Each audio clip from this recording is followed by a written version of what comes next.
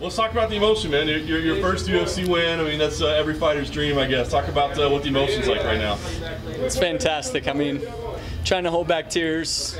It's just really emotional. I can't wait to see my wife, really, and thank all these people that have been with me from the beginning. And it's been great that, I mean, I've had some other great trainers with Sergio and Nick in Vegas, but it's fantastic to do it with my original team, Team Rock in Charlotte, and bring a win back to Charlotte for the first time in at least a while, if not forever.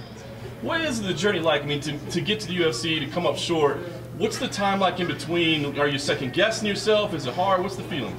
Man, so I don't know.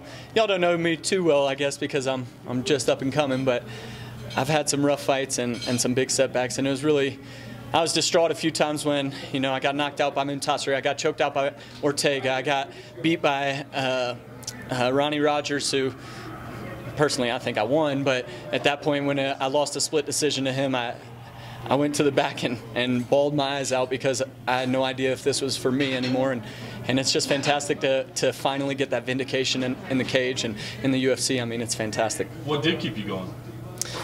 I don't know.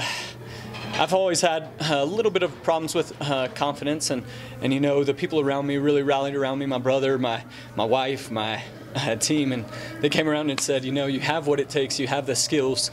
You have the athletic abilities and the drive and everything. So I don't know.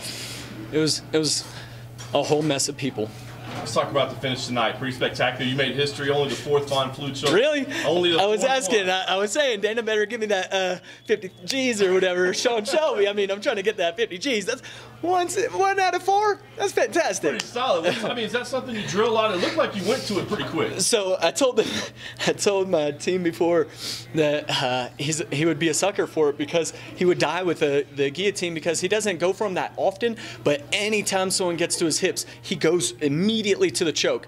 And he hit me hard and had me, I didn't feel good. So when I got to that leg and he started wrapping that up, I was like, that's not tight at all. And then I knew he had a terrible weight cut. So I knew that he wouldn't be able to hold that long. So I just grit my teeth and said, hey, we're going down with this ship. And you can see it. I remember clearly. I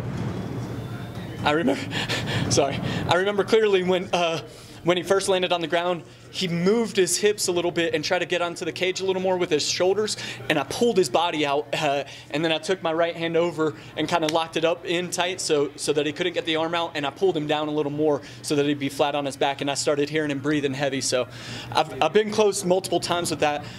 Very good jiu-jitsu guy, Diego Saraiva, who I felt like I was very close to finishing him with that, but I would never say that to his face because he'd probably choke me in about 20 seconds because if y'all know who he is, he's fantastic jiu-jitsu.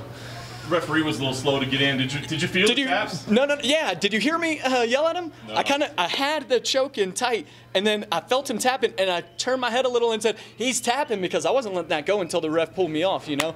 I've made a few mistakes in my past, and I'm not going to do that again. So I was choking him until I got pulled off. Last thing for me, you turned around pretty quick after your debut. What now? I mean, do you want to get back in quick, or do you maybe want to take a little time? I haven't, as I was a young child, or when I was a young child, my dad and my 2 brothers would go up to Connecticut every year to have Thanksgiving, my big Italian family up there.